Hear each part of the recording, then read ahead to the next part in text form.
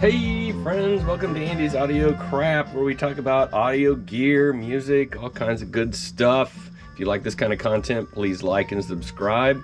Let's get into talking about this turntable here.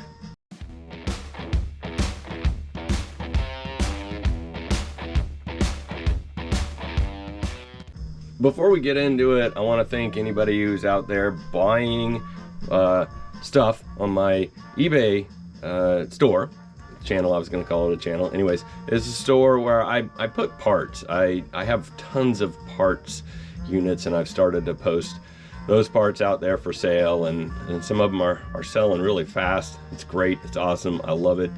And then, of course, records. I've always sold records out there. So, anyways, what we have today is the Thorens TD 125. Oh, hey, wait. The eBay store name is Andy's Audio Crap, just like the channel. Anyways, all right, so we have this Thorens TD 125 here, and it's a pretty simple player, but highly sought after. If you go out to old eBay and Hi-Fi Shark and places like that where you're looking to see what, or where you can go and see what solds are, you know, even the base of this unit without the tone arm will sell for you know, $800, $1,000, and there's a reason. These things are absolute frickin' beasts. I don't know how much this thing weighs, but it feels like a 45-pound weight when I'm lugging it around. You know, one of those big circle weights they put at the end of those barbells.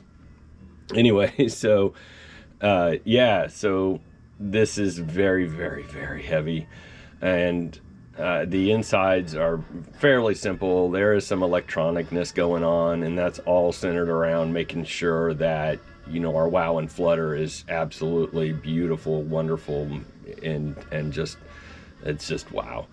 So you do have a viewport in here. You do have to manually set your fine-tune your speed. So I have it on 33 1/3 right now.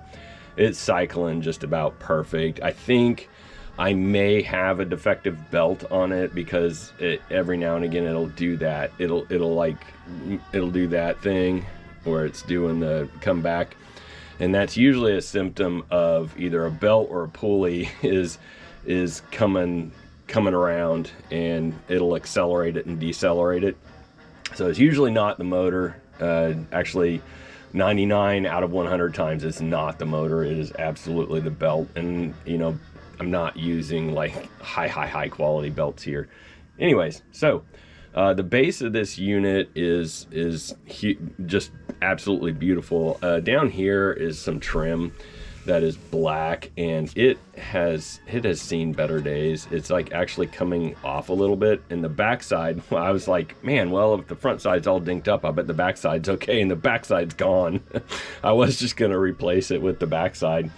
The wood on the plinth here, as well as the aluminum, I give this like 7 to 8 out of 10. It does have like some staining, and I'm sure this can be removed. I'm absolutely positive. And then the wood on the plinth is just great. There's no deep scarring, so what wear marks there are can be fixed. The dust cover is I have never seen a Thorens come through with a dust cover this age with a dust cover that's this clean. It does have like a drag mark right here where it looks like somebody dragged something along it, and if a person were not keen on having those drag marks there, they're shallow enough, I am almost positive that they can be buffed out. But if it's always setting up like so, you're never going to notice them. And honestly, if you're not setting this somewhere where it's going to be in the shiny, nobody will ever know that those drag marks are there. I believe there were several different options as far as the coloring. This smoke color, I don't see it very often on the 125s. I see a lot of clears, but I don't see much smoke. color. Now, somebody can correct me if I'm wrong. I may have that completely backwards. The tone arm on this thing is an SME Shure 3009. Again, a very highly sought after tone arm for mid-market specialty. The only downside to this particular tone arm is the dude has started to rust around this here. It looks like a bullet to me, but it can be removed and buffed back out. So that is the good thing, right? That's the only part that's really wearing. The rest of it just has probably tar stains. Lots of smokers in the 70s and 80s. So the balancing mechanism on this particular tone arm is like second to none. It is absolutely wonderful, beautiful. The only thing I don't like about this tone arm is the configuration of the rest. And if we raise the tone arm, which actually I didn't have to do anything and it worked right. A lot of these need new fluid put in them. But anyway, so that one worked perfect. And when you return it back to the rest, you have to take it past the rest and back into the rest. And then this trigger mechanism holds it in, and it's in there. It's actually a very smart idea the way they did this. I just prefer mine to be turned around so that I'm not kind of fighting it. But I'm positive there's a reason they did this.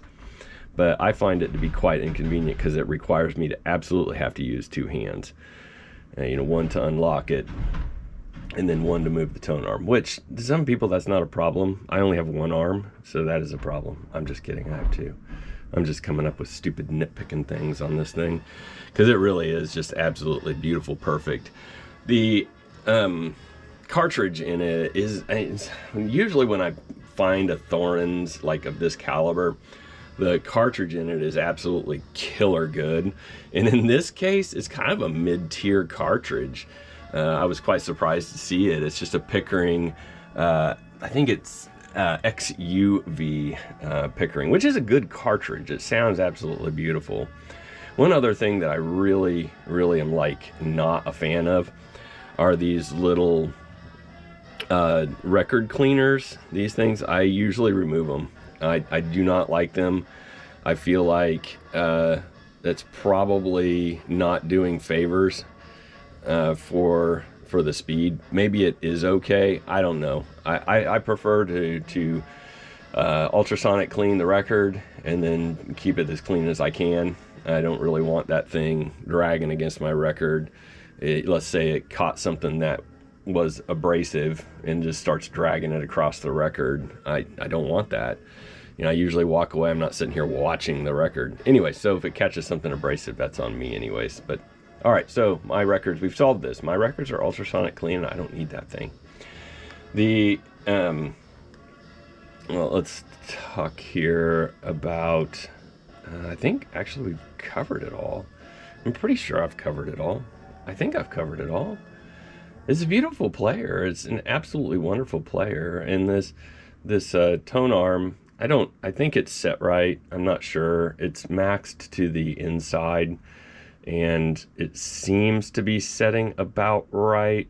It probably needs to be pulled back just a tad, actually, because that's about where I'd want it. So it needs to come back just a little bit and then it would be absolutely right on. I'm not actually quite sure what I'm going to do with this player. I don't keep high-end players for myself. So this will be getting sold to somebody who wants it. I just don't. I feel like, so this is going to get into a little bit of an opinionation here. I honestly feel like the sound and the quality come from maintaining a good turntable and putting a really, really super good high quality cartridge on it, and also having methods to manipulate how the cartridge behaves. And you can watch my other videos for amplifiers that have those features in them. The SA9500 has them. And it's a Pioneer. I think it's SA9500 Mark II.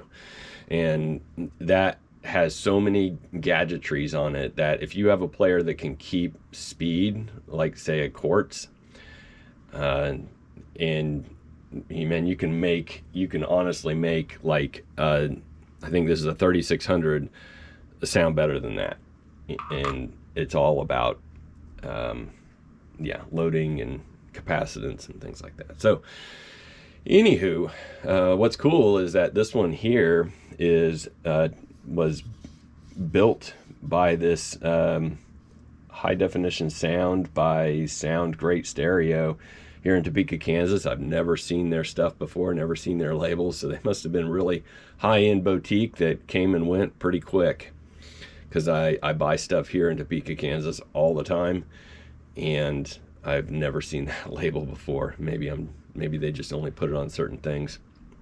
But awesome turntable. If you are in the market for a turntable like this, I would it's going to be pretty deep pocketbook as far as vintage turntables are concerned. You're probably going to spend $1,000 to $2,000 depending on the condition. I don't know if I'm going to sell this one as a whole or part it out, because I don't really know how the hell I would ship this thing. It's so freaking heavy. Maybe 2 boxes, maybe 3 boxes, one for the tone arm, one for the lid, and then one for the base. Yeah, that sounds like maybe I will be selling it as a whole. Not really sure. It's a beautiful turntable though, right? Thanks so much for watching. I really appreciate you guys liking and subscribing, and I hope this video is helpful. If you have any comments, if I'm like a bonehead on some of these comments I'm making, go ahead and let me know. That's how I learn. Thank you so much. Have a good day.